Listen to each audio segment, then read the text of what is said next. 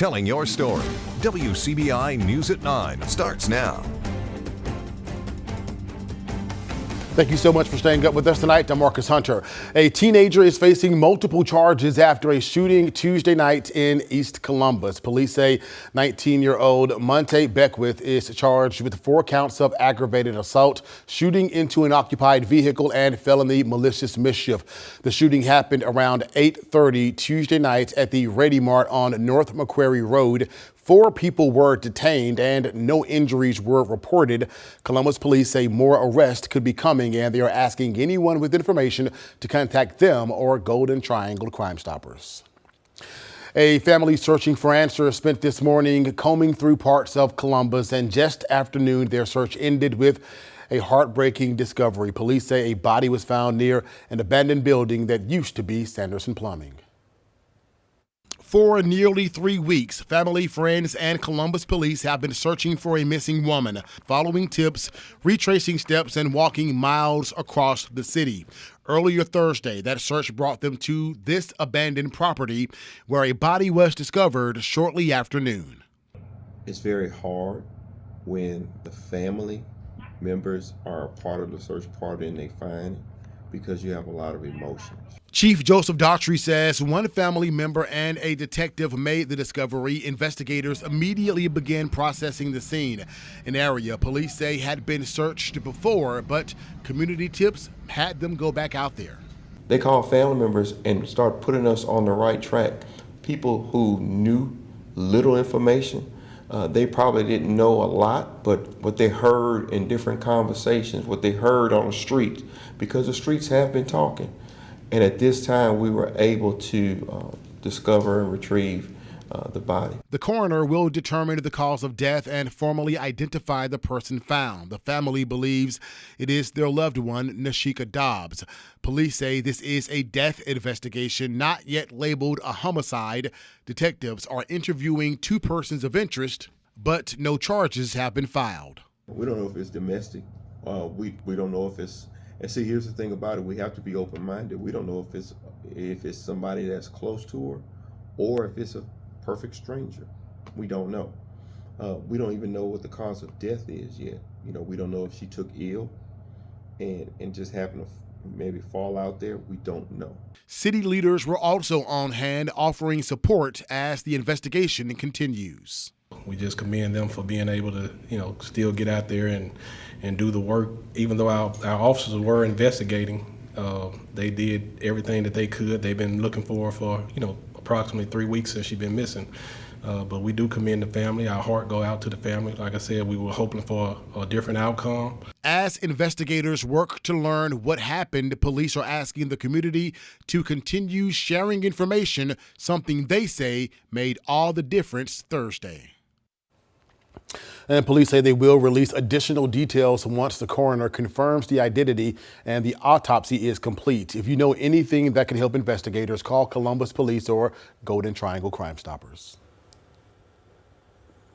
Well, today has just been filled with plenty of cloud cover and warm temperatures. A few showers and storms off to our north, but right now we are feeling pretty quiet right now. But as we take a wider view out of what's going on in the country, we got our incoming storm system right now affecting portions of the Arklatex region, and that's going to make its way over to our area overnight and really impacting us tomorrow. But until then, we're just dealing with these warm temperatures right now in the mid to even upper 60s, and overnight tonight we're not going to drop down much lower, only down to around 60 degrees with mostly cloudy conditions. Patchy fog is possible tonight. Back to you, Marcus. All right, thank you so much, Michael. Macon police make 2 arrests for alleged aggravated assault. Around 2:30 Tuesday afternoon, Macon PD responded to a shots fired call on Green Street near Washington Street. According to Detective Johnny Birchfield, it was determined that there had been a dispute over money. 2 suspects were arrested, 39-year-old Martinqua Dinkins and 41-year-old Marcus Price. Both were charged with aggravated assault and a misdemeanor. Their bonds were set at $10,000 each. No one was injured in that shooting. And a Lee County man will spend the next 20 years in prison for his part in the death of a Tupelo teenager and the wounding of another. Reginald Thomas pleaded guilty to manslaughter and aggravated assault in connection to a February 2024 shooting death of 13-year-old Orleus Boyd. Reginald Thomas and Devonta Sharkey were arrested and originally charged with second-degree murder and aggravated assault. Thomas was indicted for manslaughter and aggravated assault. He was sentenced to 20 years on the manslaughter charge and 20 on the aggravated assault to run consecutively, with 20 years suspended, leaving him 20 years to serve, along with 5 years post-release supervision. Well, inmates and staff at the Knox-Shelby County Jail got a taste of home ahead of Thanksgiving. The Knox-Shelby County branch of the NAACP and community volunteers served up a Thanksgiving lunch with all the fixings. It's the 5th year the organization has come in for the holiday feast. Members say some of the inmates may not have too many visitors, and they want people to know that they are here for everyone. In all, the volunteers served 30 meals to inmates and jail staff. Fort County Electric Power Association is asking residents to help them make Thanksgiving a little bit brighter for some of their neighbors. The power provider hosted its Fill the Bucket food drive. Members and area residents were invited to donate canned food and other non-perishable and put them in a Fort County bucket truck. During the shutdown, the utility, with help from the Tennessee Valley Authority, made a donation to area food pantries. Today's collection will be going to the Sturgis Pantry. It is part of Fort County's commitment to making its service area a better place. Christmas is really about, what Thanksgiving is really about. We got to take a minute and realize it's not about us. It's about helping others. It's about sharing the great message and helping other people that are in need. And Fill the Bucket has become an annual event for Fort County. As we head to break, let's take a live look outside overlooking the streets of downtown Columbus. Things are nice outside the station right now. Michael has your full forecast coming up later, but after the break, we have more news.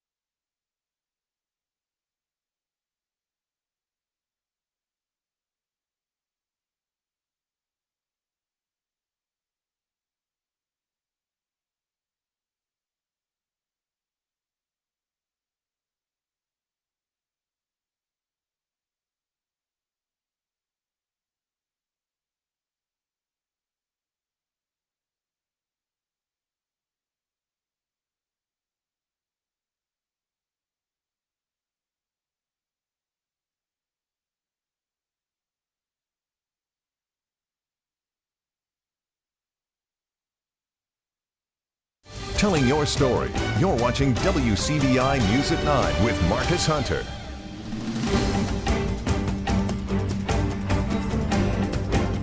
Welcome back in. Thanksgiving and Christmas comes early for an active duty veteran and his family. Allie Martin was at Midas of Tupelo where the veteran was given a car. It is part of a nationwide initiative called Project Spark that is igniting joy during the Christmas season.